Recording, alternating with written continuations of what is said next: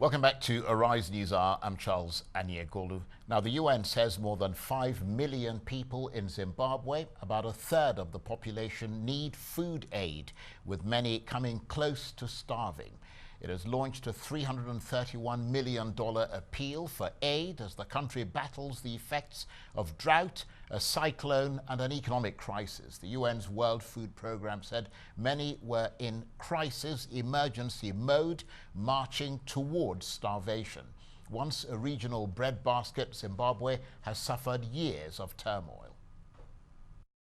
2019 Zimbabwe Vulnerability Assessment Committee, ZIMVAC, Rural Livelihood Assessment estimates about 5.5 million people in rural area are food insecure. The sun's not setting in Zimbabwe, the sun is rising. But the rate of that rise will be determined by how we put aside our political differences and come together for the common good of all the people in this great nation. I am pleased to announce that the United States will provide an additional $45 million to respond to the increased emergency food need. We support Zimbabwe's renewed efforts to tackle corruption, which, along with political reforms, will increase growth and investment in this country.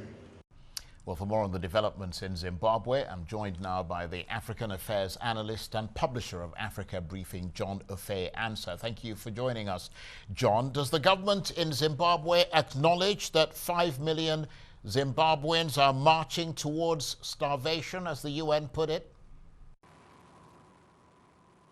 Yes, they have acknowledged that. And even in their discussions with Mr. David Beasley, the head of the UN World Food Programme, they had, according to Mr. Beasley, they had, very many. It wasn't just, to quote him, it was not just a chit-chat, a normal chit-chat, but they had very meaningful, deep conversations about how to resolve the situation. So, to answer your question, the Zimbabwean government fully acknowledges, the dire situation the country is facing. That government itself is unable to provide food for the people at the moment? It's unable to, because due to a combination of factors.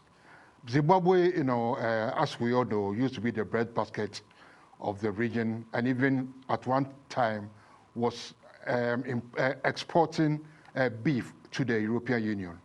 But since the land reform program instituted almost 2 decades ago, right? I mean, food production, has dwindled, and again, it suffered a lot of natural, I won't say disaster, but natural occurrences, a lot of sustained droughts. I remember I lived in Zimbabwe for a year, all of 2003, and that year the drought was very, very severe.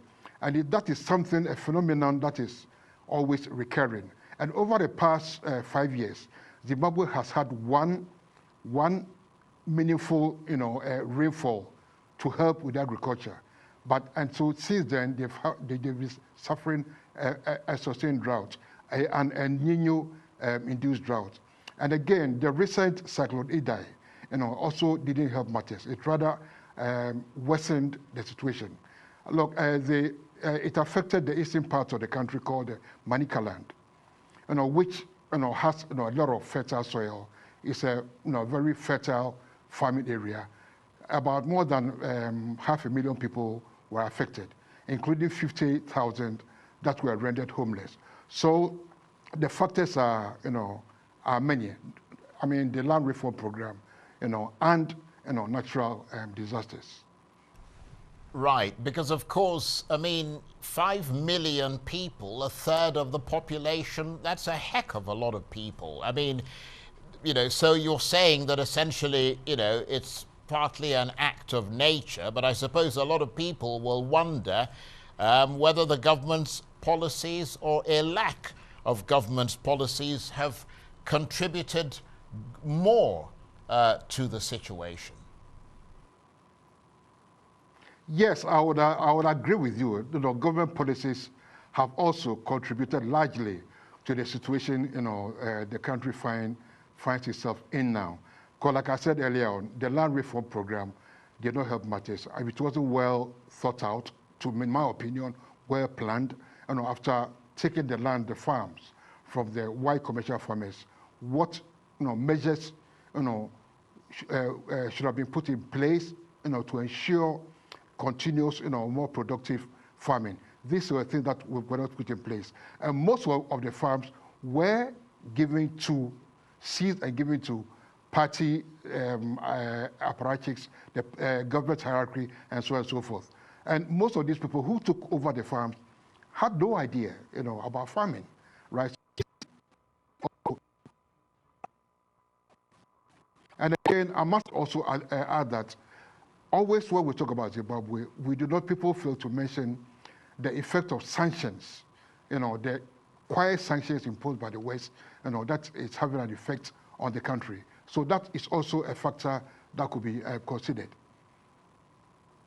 And I suppose, because a lot of these land reform things happened many, many years ago. I mean, you would have thought that by now they would have worked out a new system how to deal with it. And I suppose more recently, many Zimbabweans are still looking for the economic revival that President Emmerson Mnangagwa promised when he took over in November 2017. Yes, Mnangagwa, when he took over, was it November 2 years ago, November 2016, and made the right noises. He was conciliatory towards the white farmers, even made offers to make restitution, or even invited some of them back. So because of that, the West tightened the screws, on the economy. Right. I do apologize there, John. We lost you for a minute. I think there was a problem with the connection and the line, but we've got something less than a minute to go. I mean, I just know that even before the UN made this appeal, food in Zimbabwe was becoming more and more expensive in spite of all the promises made by President Emmerson Mnangagwa. Much of the population struggling to make ends meet, and the term vulnerable population was being used liberally, was it not? It was, yes. And like I said, again, it is not all the government's fault here. The government could have done better. But then, a country like Zimbabwe, when Mnangagwa took over 2 or so years ago, I mean, the economy was virtually on its knees, right? It needed foreign help, and that foreign help wasn't forthcoming. And like I said, when the line was cut, was that in the aftermath, the violence that erupted in the aftermath of the August elections last year, when the security forces killed, some civilian protesters, I mean, gave the lie, to what all the noises that Mnangagwa made. So, what I think is that it made the West, tighten the screws on the economy again. So that is one of the problems, that we find in the country at the moment. Right. So the hardships endured by the people of Zimbabwe are going from bad to worse. John, thank you very much indeed. John Ufe-Ansah, the African Affairs Analyst and publisher of Africa Briefing there.